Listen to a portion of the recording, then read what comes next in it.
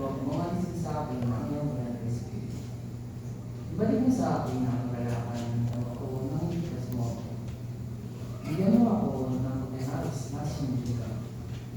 Ituro ko sa mga masawali ang mga dali para manambalik sa iyo ang mga masawali.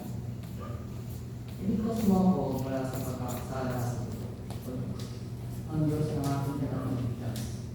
Para maiyak ko na may kagalakan ng pagbiran mo. O Jehovah, buksan mo ang mga kalabi ko para maiyak ko ang mga pag-ulig sa iyo. Dahil hindi handog ang gusto mo. Hindi ko sana ito sa iyo kung gusto mo. Hindi ka nasisiya sa buong handog na sinusunod. Ang handog na napalulugod sa Diyos ay isang magbag sa puso. Ang pusong utak at loob, O Diyos, ay hindi mo itatapid. Sa iyong kabutihan loob, ay gawin mo ang mabuting desisyon. Patibayan mo ang mga pader sa iyo, ang Jerusalem. Sa gayon ay malulugod ka